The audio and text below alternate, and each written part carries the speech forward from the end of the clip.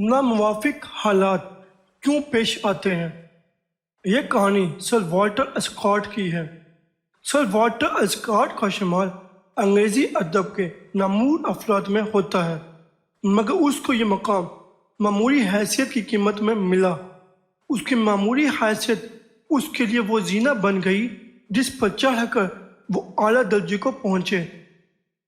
Walter Scott اپنی ادھیر عمر تک ایک معمولی صلاحیت کا انسان سمجھا جاتا تھا۔ اس کی حیثیت بس ایک تیسرے درجے کی شاعری کی تھی۔ اس کے بعد ایسا ہوا کہ اس کے اوپر قرضوں کا بوجھ لد گیا۔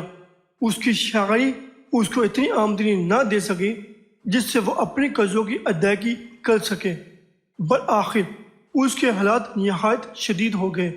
شدید حالات نے اس کی شخصیت کو آخری حد تک جھنجھوڑ دیا۔ اس کا نتیجہ یہ ہوا کہ والٹر اسکاٹ کے اندر سے ایک نیا انسان ابھر آیا۔ اس کی ذہنی پرواز نے کام کا نیا میدان تلاش کر لیا۔ اب اس نے نئی نئی کتابیں پڑھیں، یہاں تک کہ اس پر کھلا کہ وہ محبت کی تاریخی داستانیں لکھے۔ چنانچہ اس نے محبت کی تاریخی داستانوں کو ناول کے انداز میں قلم بند کرنا شروع کر دیا۔ قرض کی ادائیگی کے جذبے نے اس کو ابھارا کہ وہ اس میدان میں زبردست محنت کرے۔ اس نے کئی سال تک اس راہ میں اپنی ساری طاقت صرف کر دی۔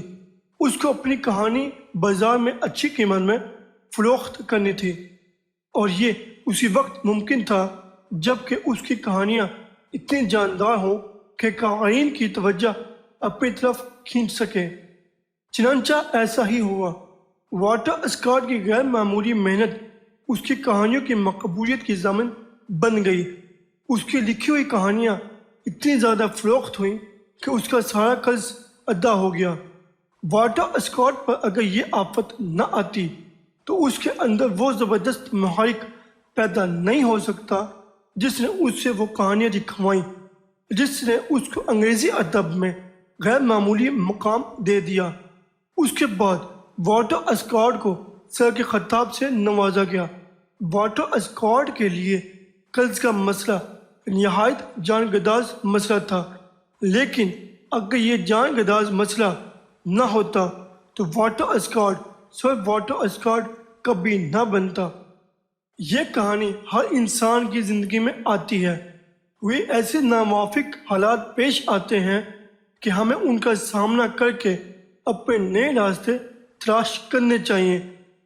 یہ ایک ایسا لمحہ ہوتا ہے، اگر اس لمحے کو کوئی بھی انسان چھوڑ دے تو وہ ناکامی کے دلدل میں پھنستا چلا جاتا ہے۔